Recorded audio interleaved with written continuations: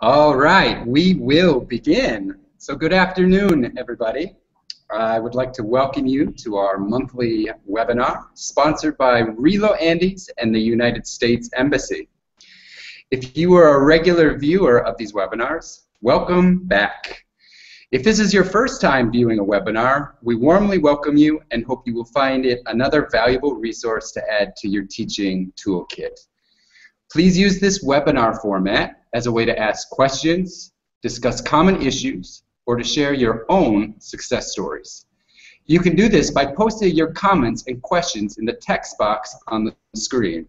We will be happy to field these questions and hopefully offer some important insights.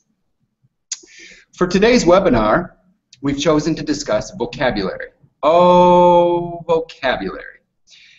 I know that as educators, we can become so focused on the 4 skills of reading, writing, speaking, and listening, we sometimes may forget just how important vocabulary instruction is to becoming more proficient in these 4 skills. For me, I think it's time we bring vocabulary back into the classroom. And so for the next hour, we will discuss some strategies for dealing with vocabulary in your classrooms. My name is Ryan Brux, and I'm proud to be an English language fellow serving in Tarapoto, Peru. I first got interested in vocabulary instruction while a graduate student in New York City. I kind of got caught up in all of the new research of vocabulary instruction, and by the end of it, I had written a full dissertation on the subject. I promise to you today that I will not be reading from this dissertation. What I am about to present, though, is just a bit of information on some things that I picked up from my studies and in my 15 months doing teacher training and observations throughout the country of Peru. I've tried to put together this presentation in a simple and easy format. Yet, if you have any questions along the way, do not hesitate to post in your text box, and I will try to answer those questions best as I am able. So, without further ado, let's get started.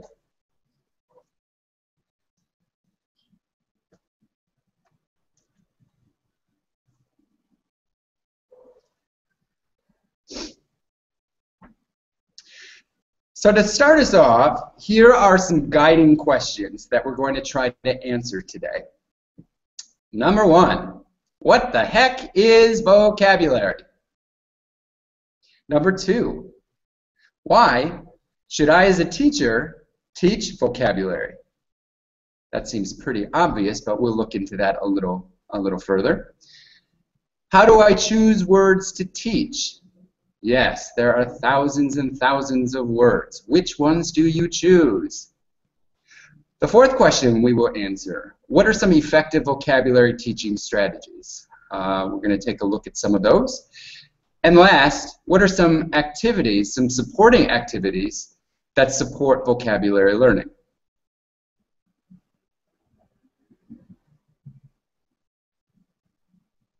So when we think of vocabulary, we often think of single words in isolation, like shoe, or calendar, or computer.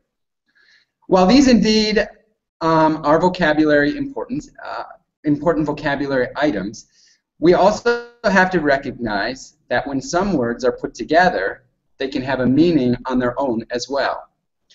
You may know these as collocations, those idioms, euphemisms, and other expressions. An example might be, hey, it's raining cats and dogs here in Tarapoto. Well, we know that cats and dogs are not falling from the sky, but in this context, cats and dogs, when put together, means it's raining hard.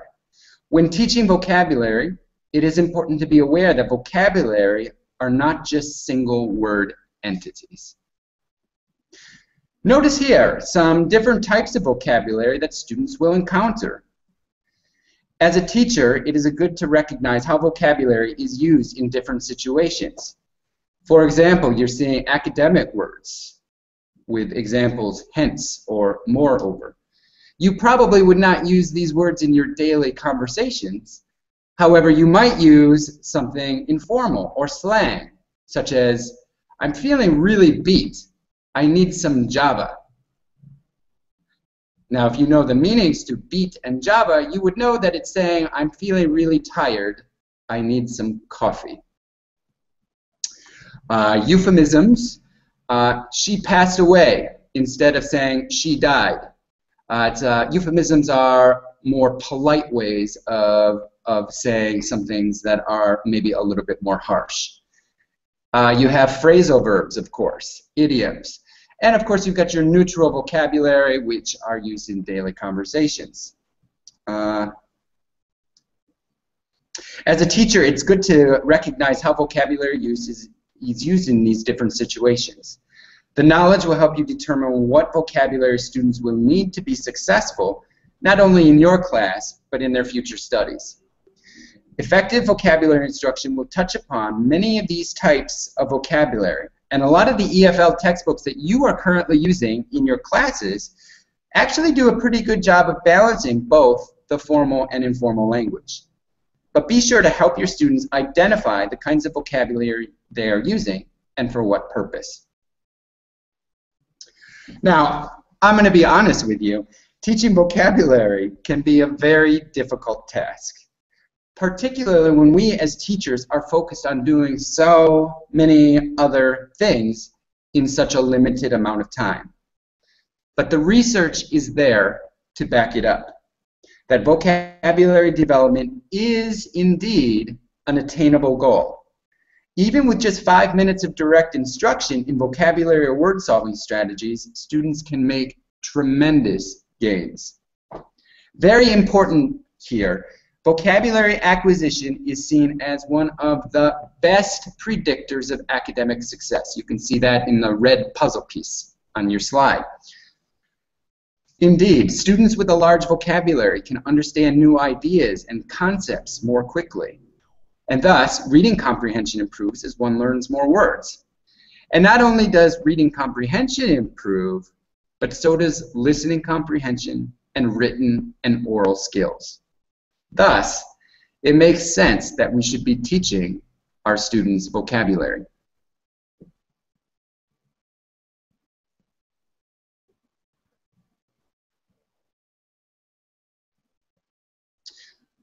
So here are some ways of effective vocabulary teaching. Effective vocabulary teaching takes place in a language and print-rich environment. We're going to take a look at some of those things. It makes explicit the meanings of unfamiliar words and concepts.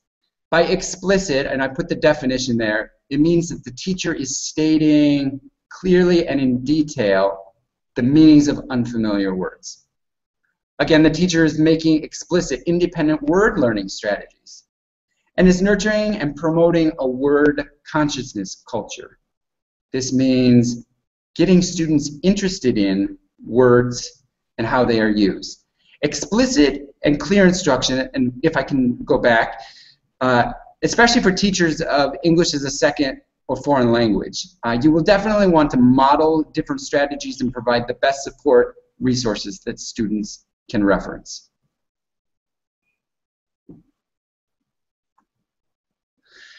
So before we really get into vocabulary instruction, I wanted to first take a look at classroom environment, which was one of the things about effective vocabulary instruction. Let me ask you, does this classroom look very familiar to you?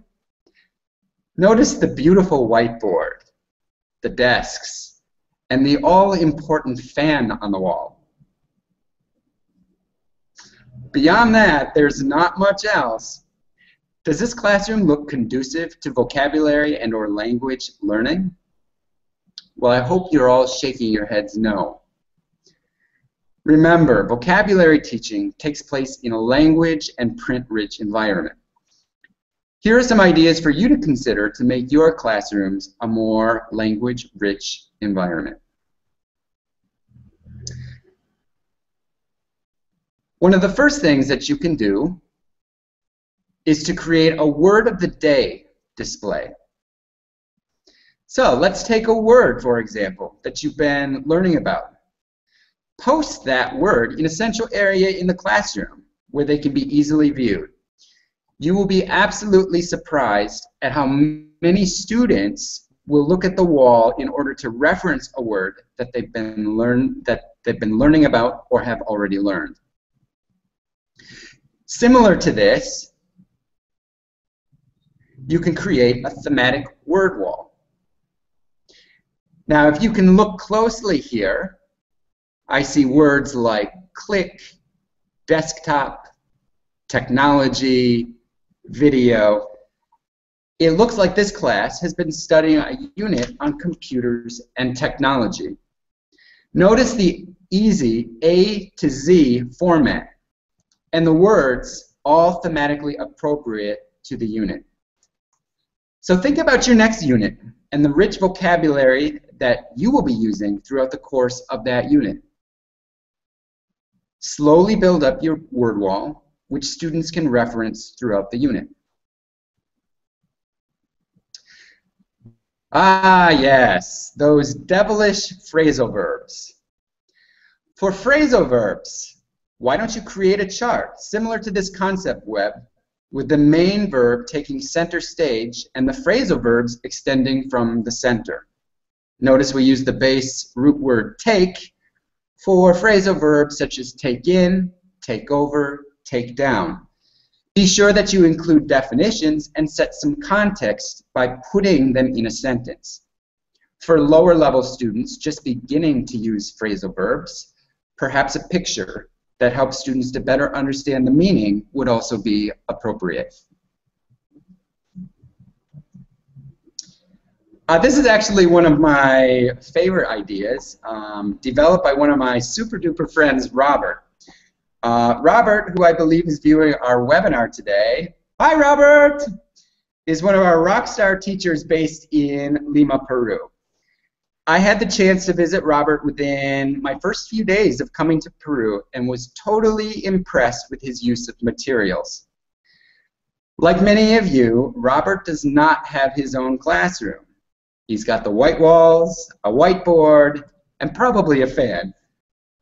But what Robert does so nicely is create a language classroom through the use of sentence prompts and expressions, which he adheres to the sides of his boards before each class. The prompts are all practical expressions, but include a diverse selection of vocabulary, both academic and informal in nature. You can see some of these right now. For instance, how do you say in English? Or, oh my gosh. Yes, practical expressions. I think it is a very simple yet very effective idea. And hey, it's portable, so you can bring it along wherever you're teaching. I have to say, way to go, Robert.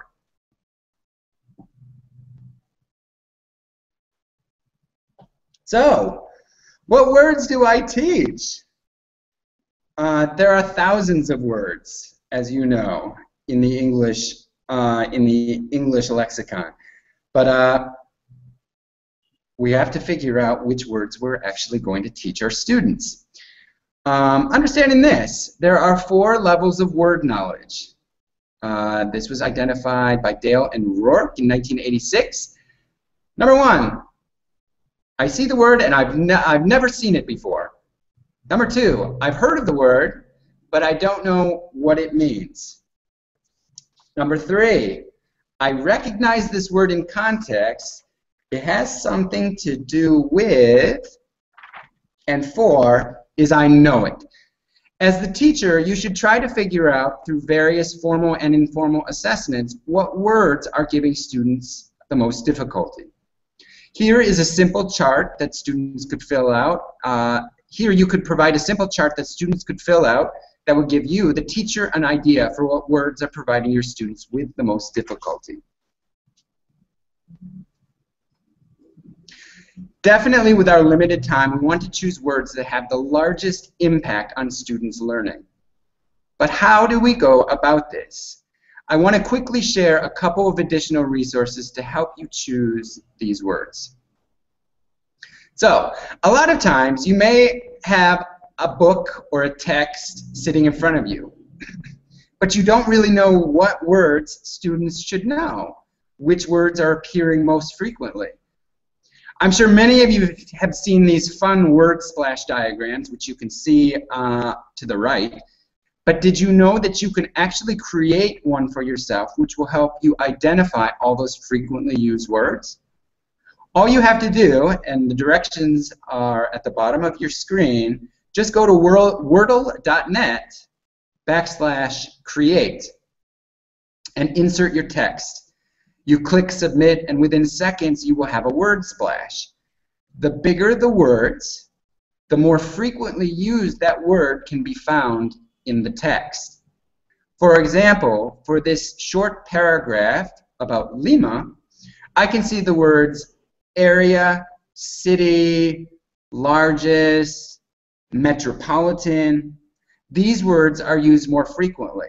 So as the teacher, I'm thinking to myself, I can teach these words, which will most likely give students a better chance of comprehending the text.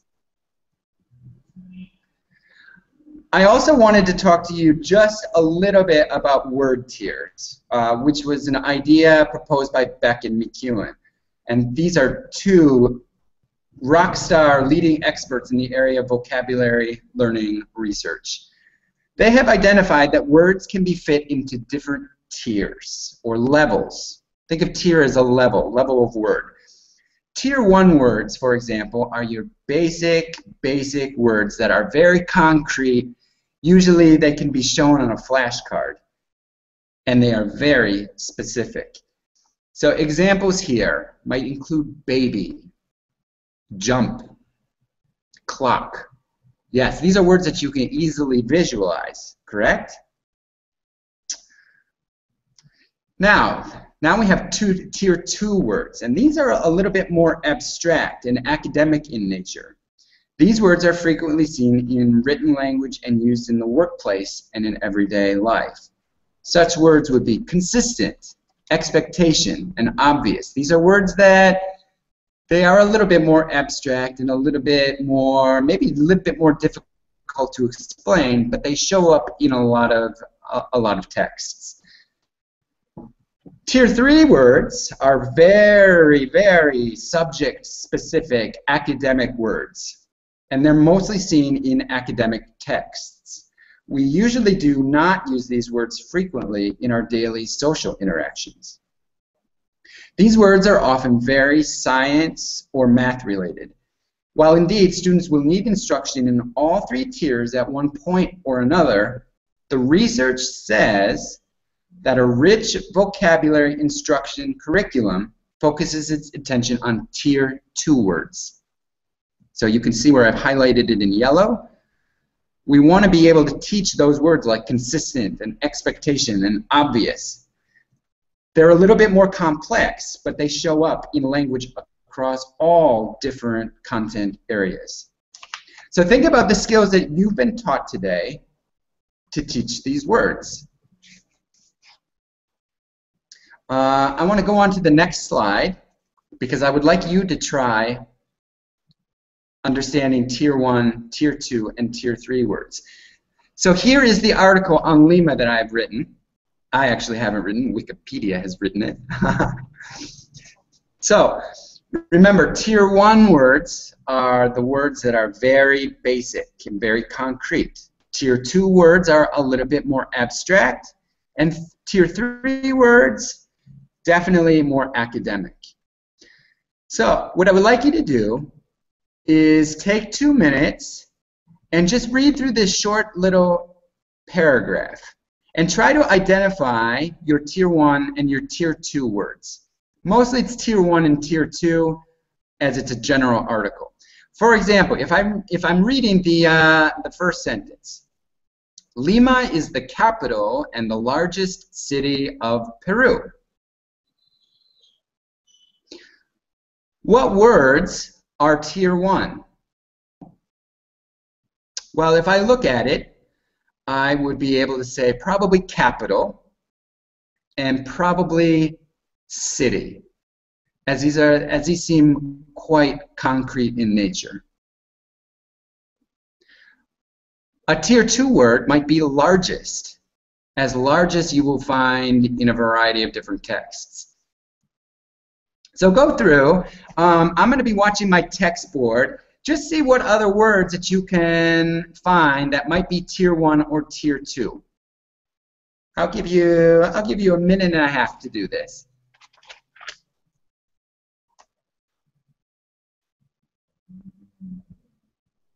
And please, as you're writing in, I would like to definitely comment, and so please share.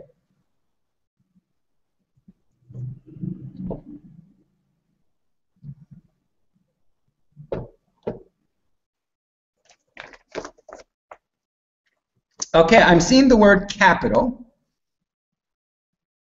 Yes, and we already identified that that is probably a tier 1. And city, also a tier 1 word.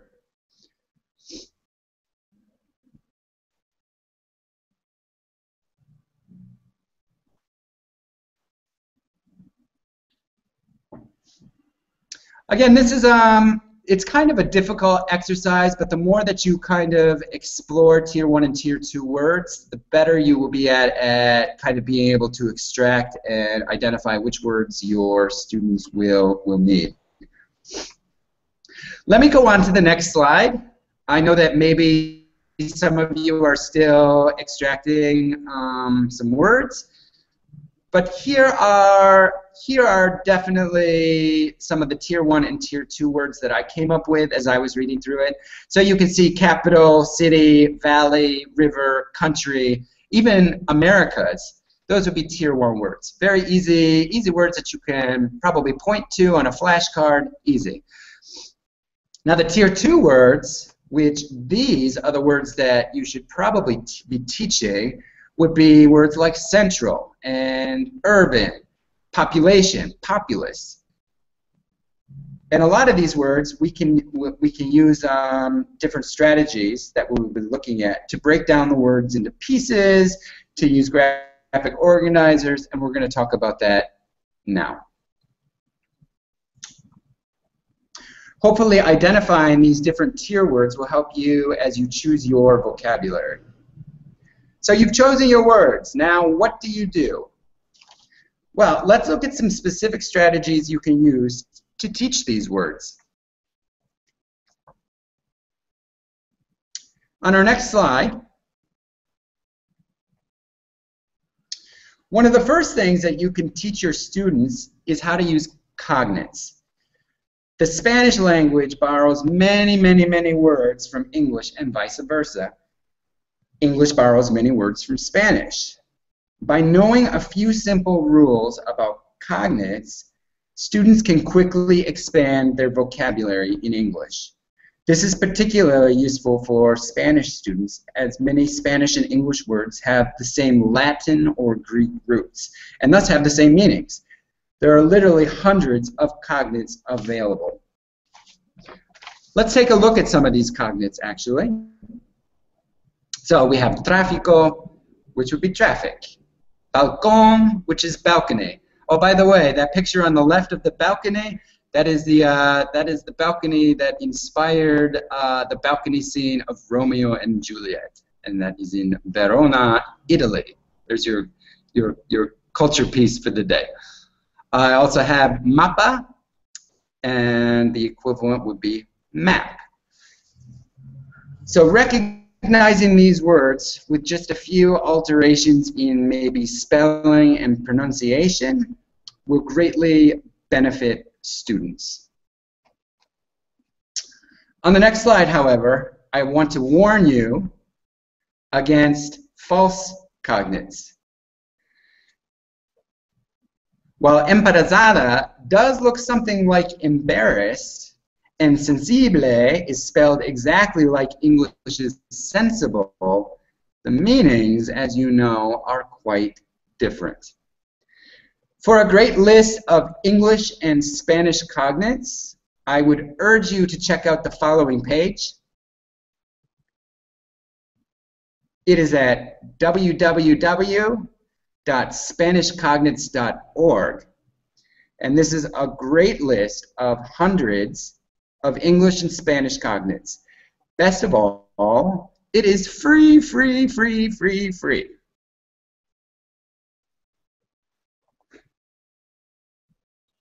So, another strategy for explicitly teaching words is using graphic organizers. This is the popular Freire model, developed by Dorothy Freire, and it's a very, very popular tool.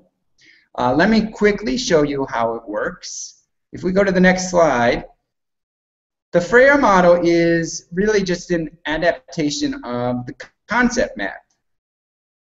The framework of the Freire model includes the concept word, which is put in the middle, the definition, characteristics of the concept word, examples of the concept word, and then finally non-examples of the concept word.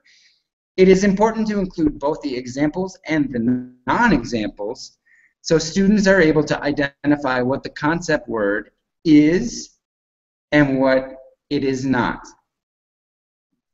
On the next slide, you can see an example of the Freire model using chocolate as the main word.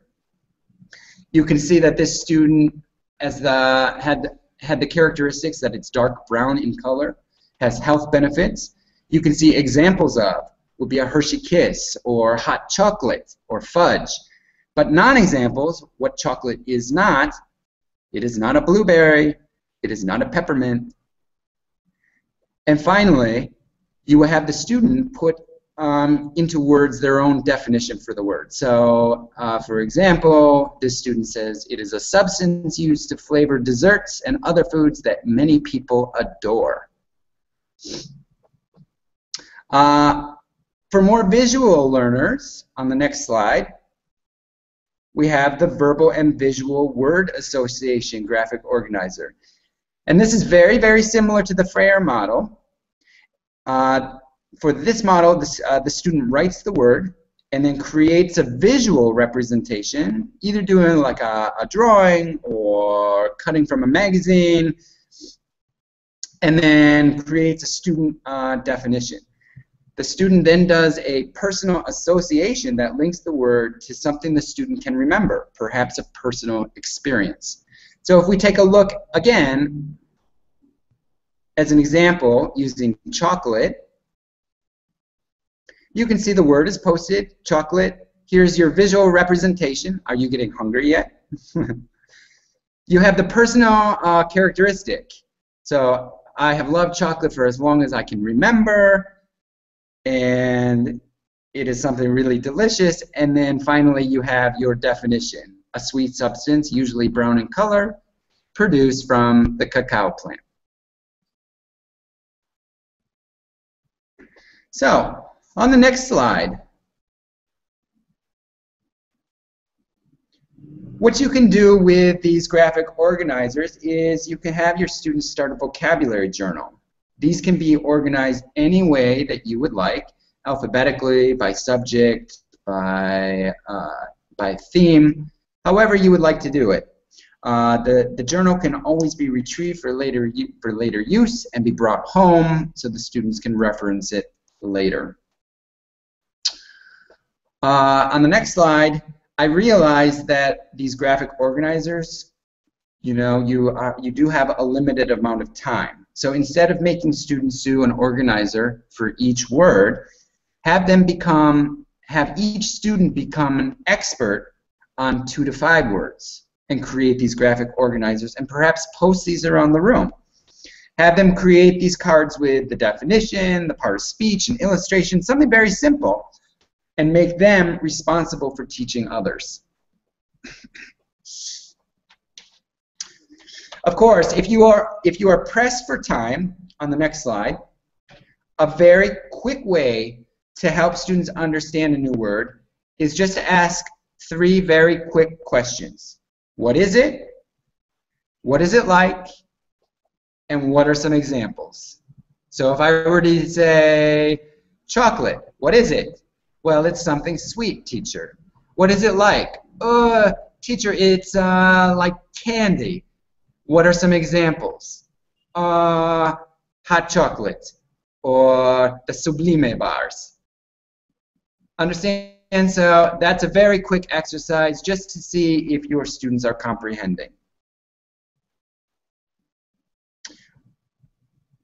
So we'll go on to the next slide. And this is really the bulk of what my research focused on. And it's called morphology. If I could make a comparison, many words are kind of like puzzles. If you like puzzles, you probably will like morphology. So many words are made of different pieces, if that makes sense. And when they come together, they make new words. Studying these kinds of words is called morphology, and it is really a great way to show students a strategy for piecing together words and understanding them better. Here are some general observations about words and their structure. Some words can be divided into parts which still have meaning. So for example, if I have the word bookshelf, well, if I can break that up, I can see that book is a meaning and shelf has a meaning as well, so that the compound word bookshelf is a place where I put books. Now this seems like very easy for you advanced level teachers. However, your students really need to be explicitly taught that they can break these words apart. Number two, many words have meanings by themselves, but some words have meaning only when used with other words. So for the example of unloved, unloved is actually made of three pieces: un, love, and the past tense ed. Now we know that we cannot use the word un and ed in isolation, but when combined, they will form the word unloved. Number three, some of the parts into which words can be divided can stand alone as words, like love in the word lovely, but others cannot. So ly cannot stand alone. However, as we will find out, ly does have meaning. These word parts that can occur only in combination must be combined in the correct way. For example, I can say lovely by placing the ly after love, but I cannot say love. You have to put the pieces in order. And when you do that, a language is created systematically. Let's go on to the next slide. So here is one of the largest words in the English vocab: anti-disestablishmentarianism. Can you say that one 6 times fast? Notice how this word anti-disestablishmentarianism is broken down. We will look at this word's meaning after a little bit, but notice the different parts. As we will come to find out, each of these pieces, called a morpheme, it has meaning, which when put together, like a puzzle, gives us an entirely new word. So, on the next slide, we know here's a new term for a lot of you today, and it's called a morpheme. Each word is made up of one or more morphemes. A morpheme, simply put, is the most elemental grammatical unit that has meaning. And like I said, each word is made up of one or more morphemes. So, for example, boy has one morpheme. You cannot split boy up into anything smaller. Can we please go back to that other slide? A word with two morphemes, boy and ish, combines to make boyish, which means somebody with characteristics of a boy. Then we have three morphemes, boyish and ness, creating boyishness. Do you see how these words are broken up? Let's go on to the next.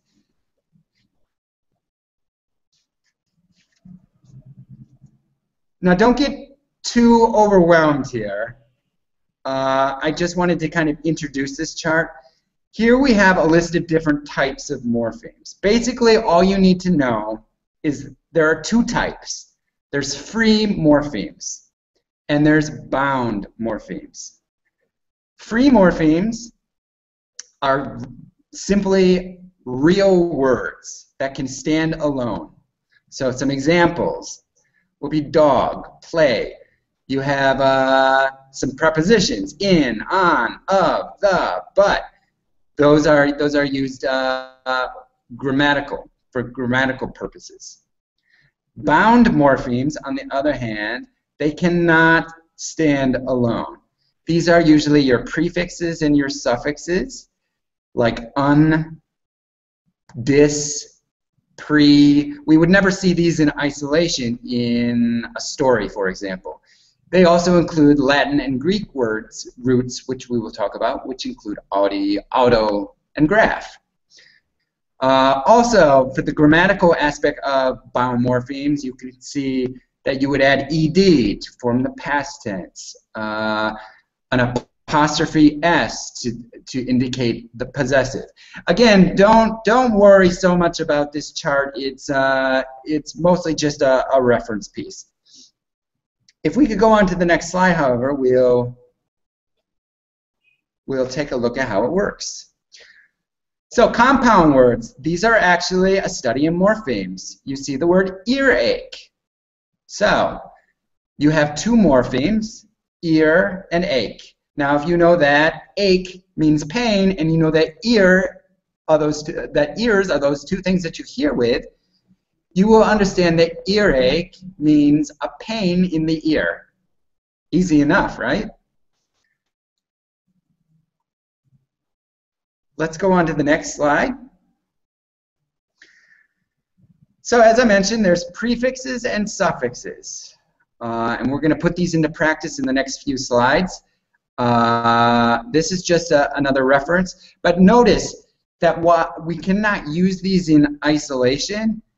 Each prefix and each suffix has a particular meaning. So if I had the prefix un, which you can see on your left, un will always mean not. So I could say unhappy, and it means simply not happy. Easy for you to understand as teachers. However, your students need to be aware that when they see the word un, they will think, not. And I should just say that the top four prefixes and suffixes here, which are bolded, you can see they're in bolded text, they account for 97% of all prefix and suffix words. So even if you had just the top four prefixes and the top four suffixes labeled in your classroom, this would make it quite easy for your students to break down some words. We'll go down. We'll try practicing some of these. So, for example, I have the word wooden. Two morphemes. What are they? Wood and the suffix en, which means made of. So therefore, a definition, a simple definition that you could give your students, made of wood. For example, the wooden rocking chair was one of the best Christmas presents he could remember. Let's go on to the next word.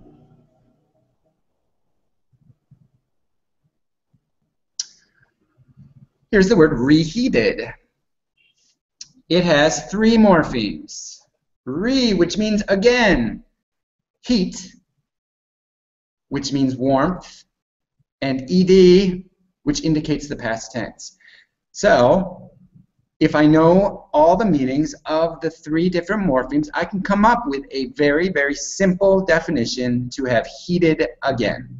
After Sue came home late for dinner, Mom reheated her plate of food in the microwave. Now your turn.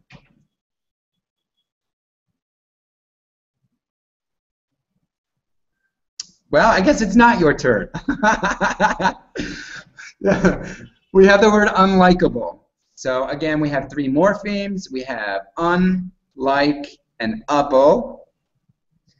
Un meaning not, able meaning can be done.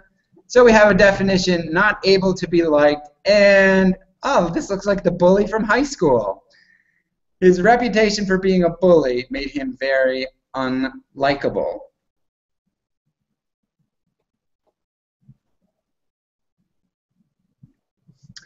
Oh boy, so I promised you that we would take a look at this word.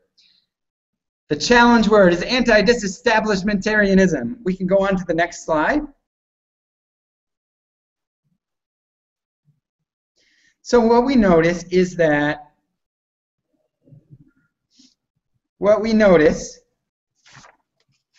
the word, if we dissect it, it has 28 letters and 12 syllables. And if we break it apart into morphemes, we will notice that it has 6 morphemes. Each morpheme piece has a specific definition. Even by looking at what these definitions are, maybe you're getting a general idea of what the term might already be.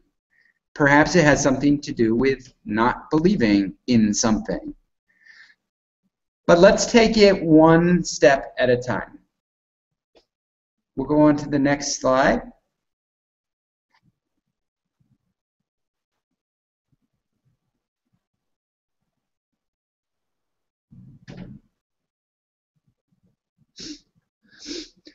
So if we build the word up from the word established by putting in the different prefixes and suffixes, we start with establish, which means to set up. Then you can see I'm changing by adding dis to form disestablish. And then it turns into disestablishment, which is the separation of church and state. Then I go back and I add a prefix, anti-disestablishment, which means the opposite or opposition of. So this is opposition to separation of church and state.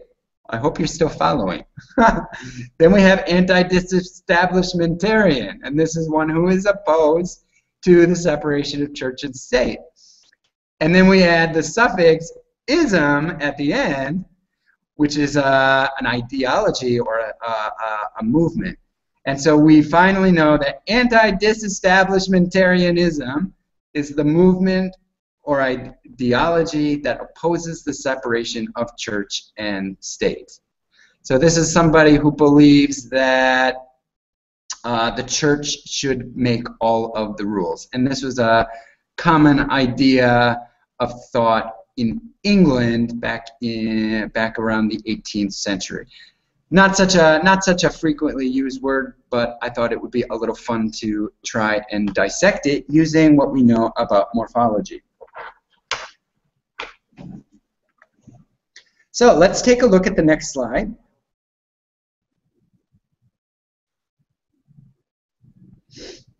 So we're still going to work with a little bit of morphology, but I wanted to introduce some of the Latin and Greek roots, which you will see in a lot of words. By knowing what some of these terms are, you can figure out the meaning of words. Let's take a look at the next slide. So here we go. We have some common Latin and Greek roots. Some Latin roots include audi, dict, port, rupt, and others. Some Greek roots are auto, bio, graph. Have you seen some of these roots in words that you use? For example, if I look at the Latin root audi, A-U-D-I, which means here, I can see that in many words. I'm thinking of words like auditory, or audience, or auditorium. Isn't it funny how each of these words is somehow related to hearing or listening? Wouldn't it be great if your students knew what these roots meanings were? I think it would help to make life a little easier. Let's take a look at some examples.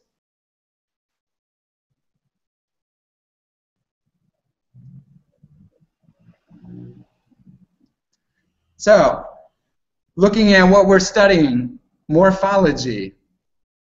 If I told you that morph means structure or form, and logi means the study of, well, I can put the two together, and morphology is simply the study of a word's form or structure. Easy, yes? It's easy if you know the meanings of these different roots. Let's take a look at another example.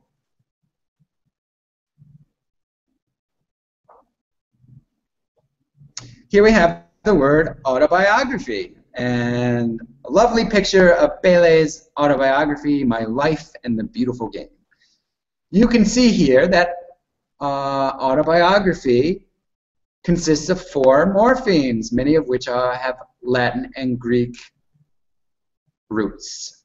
So if I know that auto means self, and bio means life, and graph means written, I can generally tell you what this word means. And the definition, of course, is an account of a person's life written by that person. Or you could say a self-written book about one's life. You will probably see a lot of these, for instance, you would see photograph.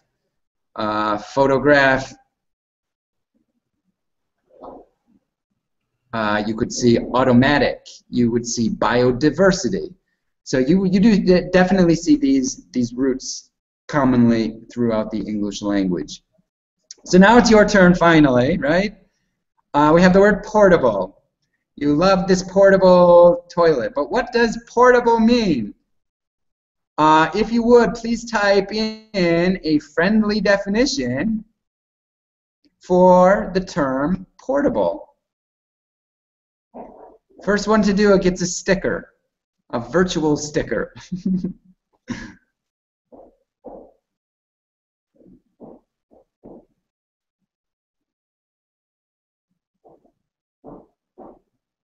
Do I see anything coming in? I have a lot of great comments coming in about this. It sounds like you're very interested in this.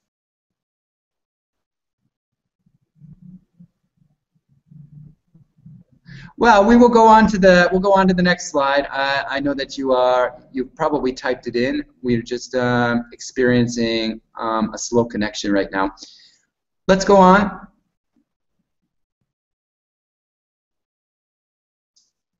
And you will see that portable means able to be carried or moved. 8 to 12 times. So we've looked at a couple strategies now for teaching vocabulary. Our jobs are done, right? Wrong, wrong, wrong, wrong. As teachers, we really have to find ways to keep reusing and recycling the vocabulary that we teach, particularly in the early stages of vocabulary acquisition. If you could believe it, a student needs to see a word between 8 and 12 times to really know the word. And there's even some research that says that a learner might need 40 encounters with a word to keep stretching his knowledge of that particular term or word. What this means is teachers need to find some innovative ways to keep reviewing these words. Here are some ideas you can think about.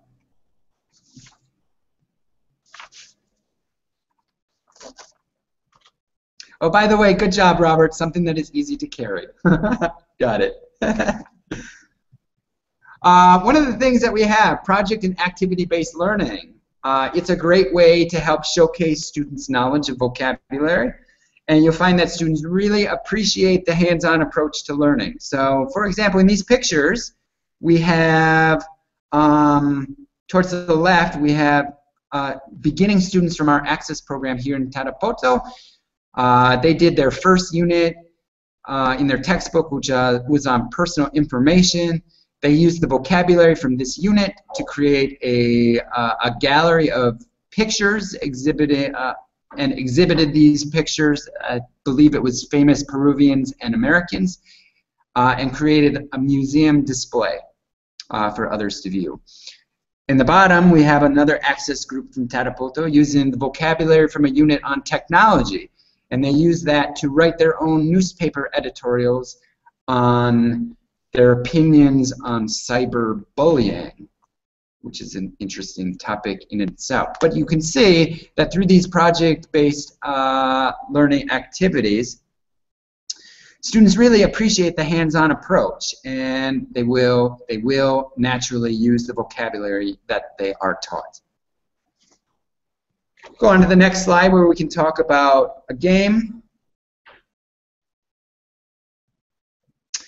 You'll often see bingo being used in your classrooms.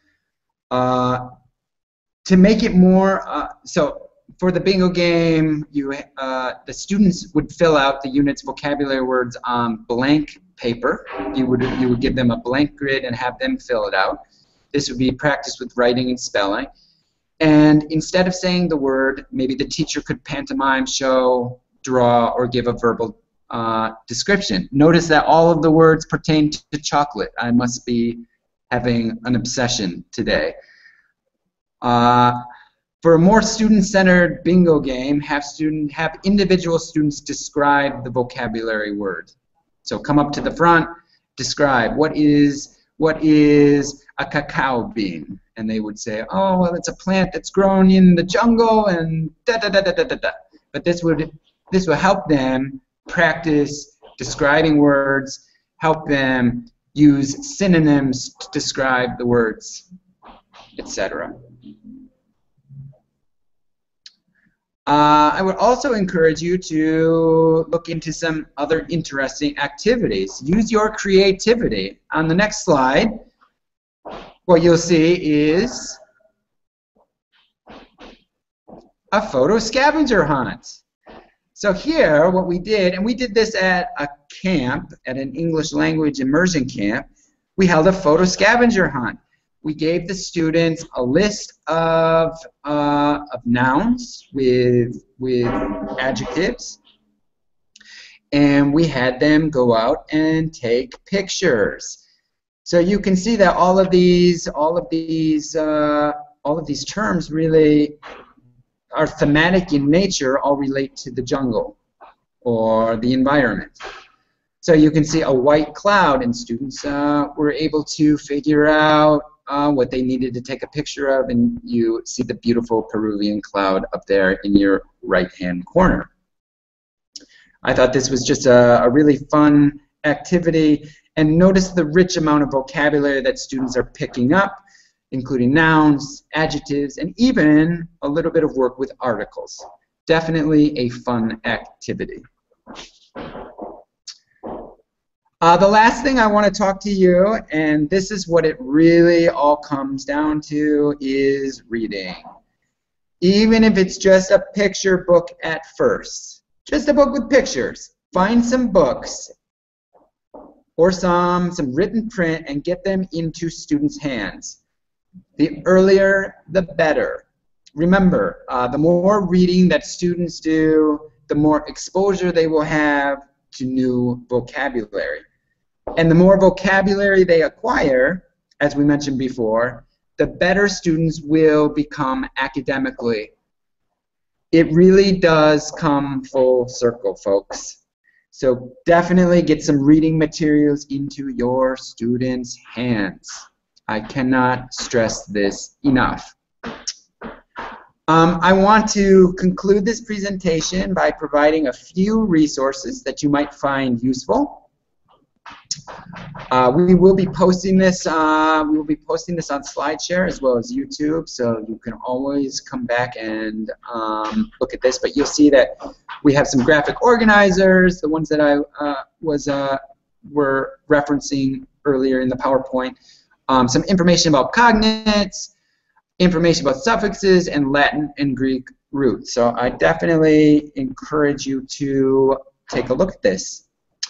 With that said, I would take some questions now. We have about 3-4 minutes for some questions. I'm going to look back through some of the questions that I have here. Or if you have anything in general that you would like to say.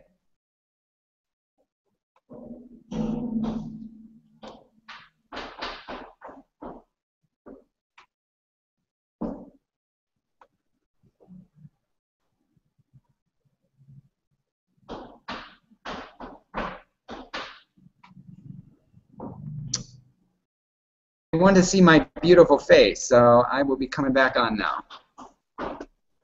All right, if you have any questions, do not hesitate to ask. This is the time. I'm getting a lot of comments that teachers are really appreciating how to manage, you know, both syntax and morphology. I appreciate all of your comments coming in.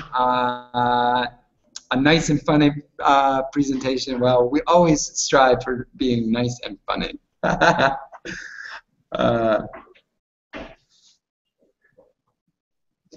Well, good. Well, if there are any other questions, you can always contact us. My email address is ryanbrux@gmail.com. And you can get a copy of this PowerPoint. Indeed, it has been an absolute pleasure being with you this afternoon. I want to thank Robert for allowing me to use his slides for a period. And thank you very much. We will see you in January for our next webinar. Thank you so much, everybody. Bye for now.